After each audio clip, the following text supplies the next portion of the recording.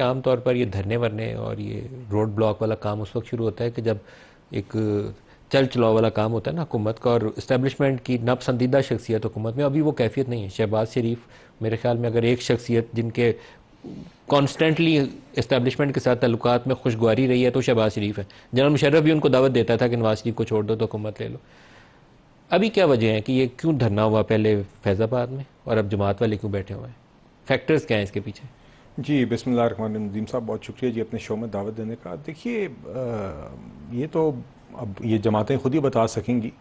میں اس پہ کیا سرائے نہیں کرنا چاہتا کہ کیا کوئی یہ خود کر رہے ہیں پیچھے سے کر رہے ہیں. بظاہر ہمارے سامنے تو ایک بطور حکومت ایک سچویشن ہے، اور ٹی ایل پی بھی جب آئی میرا خیال ہے جتنے دن وہ یہاں پہ بیٹھی وہ بھی زیادہ تھے.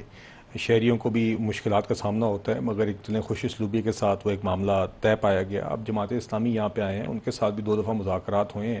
بہتر ہوتا کہ جو لیاقت باغ جہاں تک ان کے ساتھ معاملہ طے پایا گیا تھا وہاں تک محدود رہتے ہیں، مگر اب راولپنڈی کے شہریوں کو، اسلام آباد کے شہریوں کو مشکلات کا سامنا ہو رہا ہے. تو بہرحال دیکھیے وجوہات کیا ہے؟ لیکن ابھی فروری میں الیکشن ہوا ہے تو it's not a good time کہ 2 سال ہو گئے ہیں حکومت رہ گئی، ایسے کام نہیں ہوا. It's too early to declare the failure of the government. تو کیوں جماعت یہاں آ کے بیٹھی ہے؟ خود سے آئی ہے دیکھیے وہ تو یا بظاہر کوئی اور جو فیکٹر؟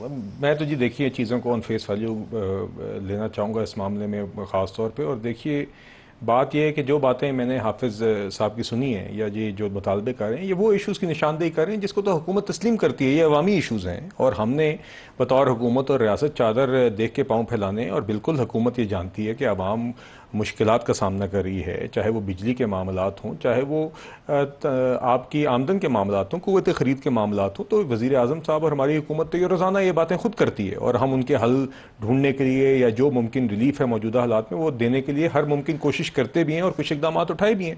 تو دیکھیے ان کے ساتھ یہی بات ہوئی ہے کہ دیکھیے جو ایشوز آپ ڈسکرائب کر رہے ہیں، جو وجوہات آپ بتا رہے ہیں، اس پہ تو کوئی اختلاف رائے ہے ہی نہیں، بلکہ بہتر ہے کہ آپ ساتھ بیٹھیں. بالکل جہاں پہ ٹیکنیکل ٹیم کے ساتھ بھی بات چیت ہوئی آپ بھی کیا سمجھیں. ایسا کوئی خدشہ موجود ہے کہ اسٹیبلشمنٹ مداخلت کرے ایمرجنسی کی شکل میں یا کچھ اور غیرآئینی اقدام کی شکل میں؟ نہیں دیکھیے ہم تو کوئی ایسی چیز نہ سوچ رہے ہیں نہ دیکھ رہے ہیں جی. ہم دیکھ رہے ہیں کہ یقیناً کچھ معاملات ہیں جو اب کورٹس میں بھی ہیں، مگر ہماری حکومت کا تو فوکس پنجاب میں بھی وفاق میں بھی گورننس کے اوپر ہی ہے، اور ہم اپنا کام بالکل جی کر رہے ہیں جس طرح ہمیں جو ہم جس سب کے ساتھ مشاورت کے ساتھ جتنے بہتر کیا آپ انداز کو سے یہ ہو خطرہ سکتا ہے. موجود ہے کہ اگر اکتوبر میں چیف جسٹس چینج ہونے ہیں، وہ ڈیو ڈیٹ ہے ان کی شاید 23 اکتوبر ہے یا جو بھی قاضی صاحب نے چینج ہونا ہے، دوسرے چیف جسٹس آنے ہیں، تو آپ کی الیکشن یا کچھ سیٹیں جو متنازع ہیں 45 47 فارم کا جو ایشو ہے، کچھ سیٹیں آپ کی اٹھ سکتی ہیں؟ عظیم صاحب دیکھیے بات یہ مجھے نہیں پتا کس بنیاد پہ پی ٹی آئی والے یہ بات کرتے ہیں. شاید اس لیے کرتے ہیں چونکہ انہوں نے ہی ایک وکٹمائزیشن کیمپین قاضی فائز صاحب کے خلاف کی تھی، پریزیڈنشل ریفرنس کیا تھا، ان کی فیملی کو ہراس کیا تھا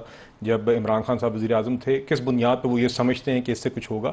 ہم تو آج بھی آپ ریزرو سیٹس کی ورڈکٹ دیکھ لیں تو ہم تو آج بھی بطور حکومت اور بطور جماعت ہم اس فیصلے سے خوش نہیں ہیں. یہ ہمارا حق ہے اس فیصلے کے اوپر ایک رائے ہونا. ایک ایسی چیز جو پی ٹی آئی نے مانگی نہیں تو وہ تو کورٹ نے ان کو دے دی. تو اگر وہ فیکٹر ہو کیا تو آپ وہ کو تو خطرہ ہے ایسا کوئی اکتوبر میں کچھ کام نہیں ہو جی سکتا ہم ہے؟ کوئی ایسی بات نہیں سمجھتے جی. ہم بالکل سمجھتے ہیں حکومت اپنا وقت بھی پورا کرے گی اور اپنا کام بھی جاری رکھے گی.